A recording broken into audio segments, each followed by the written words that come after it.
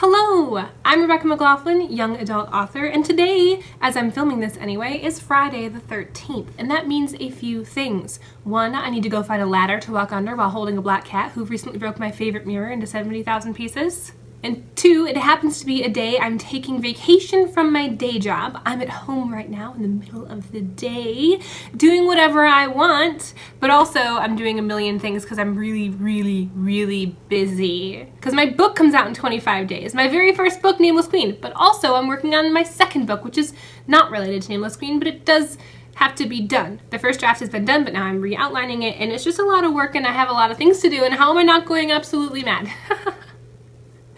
Everything's fine. Don't worry. And that brings me to the thing that I want to talk about today, which is the oft-dreaded, the oft-referred work-life balance. One of the weird things is that people say this as though the work isn't part of your life. Like, your life is everything you do, and that includes work.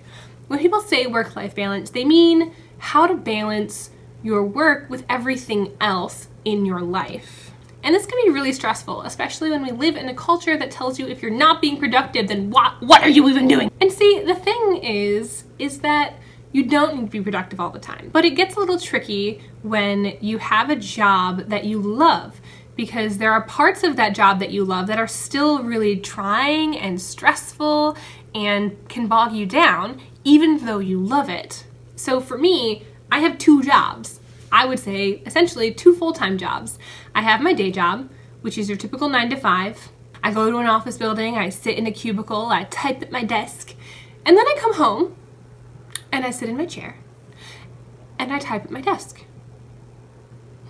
That's a lot of typing at desks. And particularly for me lately, I have been struggling with just having so much to do and feeling stressed out.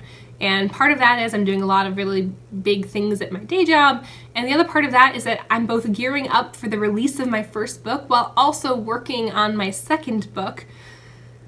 Whew, that's a lot. And I don't know that I have like perfect advice for how to balance these things, but I can tell you some things that I've been doing, some things I've been doing wrong, and some things I've been doing right. One thing I've been doing wrong is coming home from work and turning on the TV. Now, the TV is a monstrous device which basically takes a latch on your soul and locks you in and doesn't let you go until you fall asleep at night. And that's not great. I could easily spend the 4 to 6 hours of my evening watching TV instead of working on my book or instead of cleaning my apartment. And I'm sure that if you're in school, you've also faced this issue of you get home from school and you just want to watch a half hour of television. You just want to spend a half an hour on the internet because you've been at work, at school all day, and you just need to decompress. You need to de-stress. You need to let your shoulders like get back down to here instead of like up here, which is like where they are when you're like typing at a desk all day at the office or taking notes in your class. Like, I get it.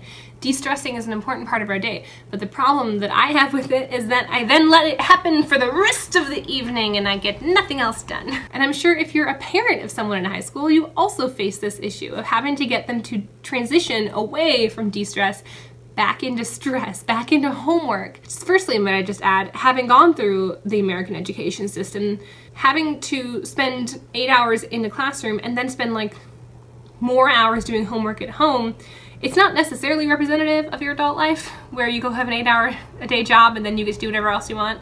It's a little similar to mine because I then spend more hours working on my book. So basically, there's a trap. The trap is called decompression and de-stress.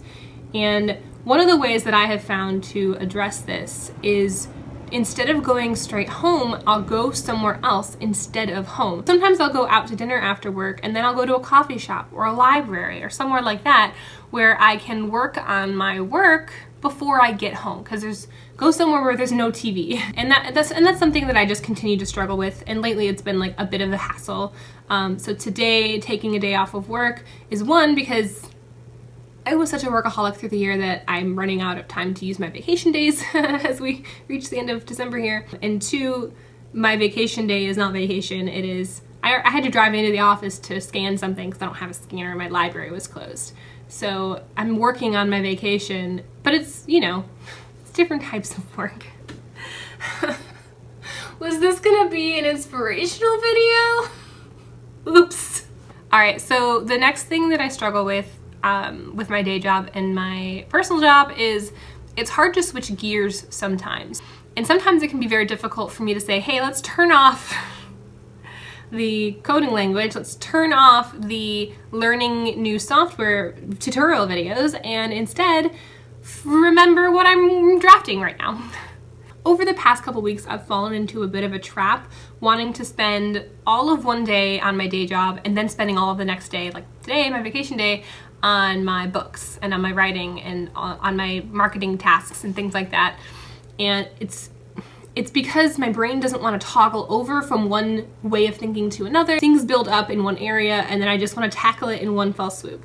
And tackling things in one fell swoop is not always a good strategy, especially when you have a lot of smaller things that just need to happen. Part of the way that I've addressed this is sometimes I'll go into work a little bit early and I'll do a couple of those tasks in the morning before I start my day job. Or I'll stay a little bit later and finish it before I leave for the day. And while that may be difficult, you know, with getting my brain to trade from one task to another, it keeps me in that work environment and it helps me focus in that way. Another thing that is kind of tricky is losing track of emails sometimes.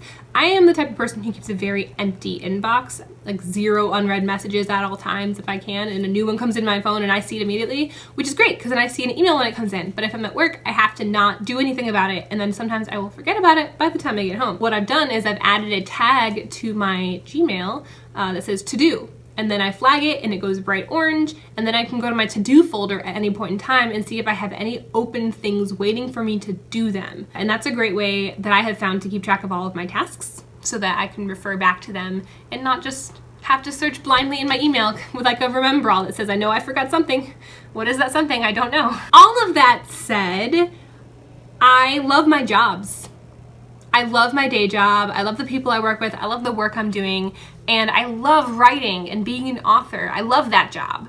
I love both jobs, and they take up a lot of my time. So sometimes my decompression from one is the other. Like if I'm trying to procrastinate working on my book, I'll be like, yeah, let's watch some tutorial videos. Let's clock in some more hours this week, even though I'm salary. So sometimes I'll use one as decompression for the other, but it is still important to have decompression, a social life, other things that give you joy that aren't just the things that are tied to your income, which can be very stressful. One of the things I've started doing a bit more of lately is trying to cook more.